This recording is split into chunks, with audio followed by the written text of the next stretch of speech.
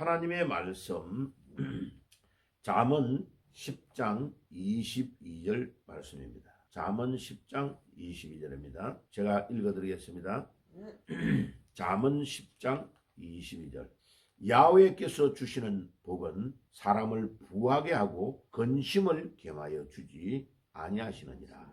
계속해서 지금 재물에 대해서 말씀을 드리고 있습니다. 자, 어제는 재물은 능력이다, 축복의 개념이라고 말하기보다는 재물은 하나님이 우리에게 주시는 능력을 주셔야 재물을 얻을 수 있다. 그것을 어제 말씀을 드렸어요. 두 번째로 그 재물은 특별 은총이 아니고 일반 은총에 속하는 영역이다. 다시 말하면 아무리 교회를 열심히 다니고 믿음이 좋아도 재물에 대해서 관리를 할 줄 모르고 재물의 원리를 이해하지 못하면 또 노력하지 않는 사람은 평생을 신앙생활을 하고 교회를 다녀도 물질을 누리는 삶을 살기가 어려울 때가 많다. 그래서 재물은 뭐냐면 능력입니다. 능력. 하나님으로부터 주시는 이 능력을 공급을 받아야 돼요.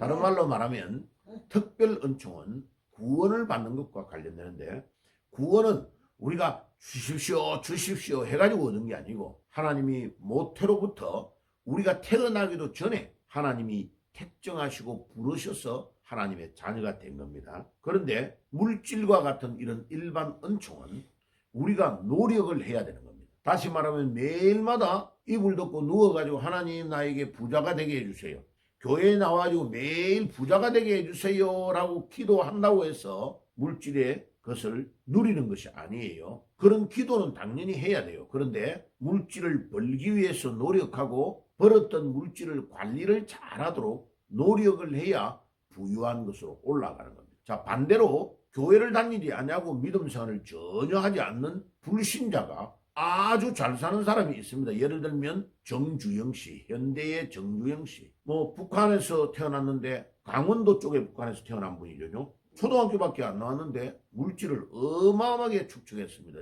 삼성의 이병철 씨, 이분도 안 믿는 사람이었습니다. 그런데 우리나라 최고의 부자였잖아요. 왜? 물질을 얻는 능력을 받은 겁니다. 그러니까 관리를 잘해가지고 삼성이 우리나라 최대의 기업으로 지금 손자에게까지 물려줄 수 있는 그런 회사가 된 거죠.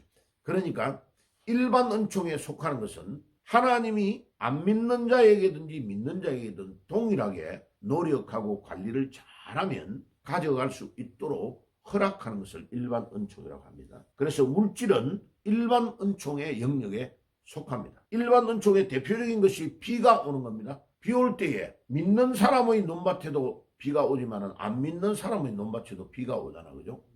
왜? 그래서 그 비를 잘 관리해가지고 논에 물꼬를 막고 벼농사를 짓는 사람이 있고, 게으르면 벼농사를 지을 수 없어요, 그죠? 자, 일반 은총에 속하는 겁니다. 자, 오늘 그런데 이 본문 잠언 10장 22절의 말씀은 의미가 좀 다른 의미입니다. 야훼께서 주시는 복은 사람을 부하게도 하고 근심을 겸하여 주지 아니하시느니라. 자, 물질과 함께하는 근심이 있느냐 없느냐는 것은 하나님으로부터 복을 받아야 된다는 겁니다. 돈이 아무리 많아도 그 집에 가보면요, 근심이 꽉 쌓여서 그 돈 때문에 집이 망하는 사람이 있습니다. 왜? 근심이 있으니까. 그러니까 우리가 기도해야 될 것은, 하나님, 저는 많이 부자가 안 돼도 좋으니까 근심 없는 재물을 저에게 주시옵소서. 근심 없는 재물, 마음의 평안함과 기쁨을 소유하는 것은 하나님이 그 환경을 인도해 주셔야 되는 겁니다. 그래서 그것을 기도하는 축복이 여러분들이 있기를 바랍니다. 근심 없는 재물을 주시옵소서. 그럼 매일마다 우리 잠언 10장 22절을 가지고 말씀을 우리가 언약을 붙잡고 기도해야 됩니다. 그런데 우리가 왜 하나님께 이런 기도를 해야 됩니까? 시편 23편 1절에 보면 땅과 거기에 충만한 것과 세계와 그 가운데 사는 자들은 다 야훼의 것이로다. 땅에 있는 모든 것들과 거기에 충만된 것은 다 모든 것들이 하나님이 주인이라는 겁니다. 우리 인간은 이것을 관리하는 관리자로, 집사로 우리를 세웠다는 겁니다. 그렇기 때문에 우리는 하나님께 매일 기도해야 됩니다.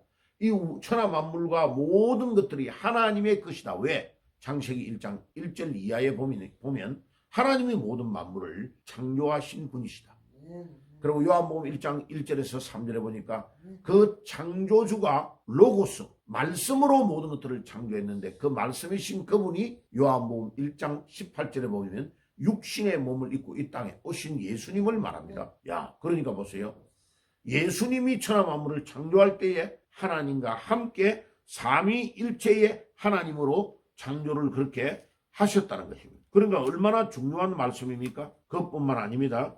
또 로마서에 보면은 로마서 11장 36절에 이렇게 나옵니다. 이는 만물이 주에게서 나오고 주로 만미암고 주에게로 돌아감이라 그에게 영광이 세세에 있을지어다. 아멘. 하나님의 절대적인 주권이 여기에서 나온다는 거예요. 우리 켈빈주의의 절대적인 주권에 대한 것이 로마서 11장 36절에부터 기인되고 있습니다. 이는 만물이 주에게서 나오고 주로 말미암고 주에게로 돌아갑니다. 그에게 영광이 세세에 있을지어다. 아멘.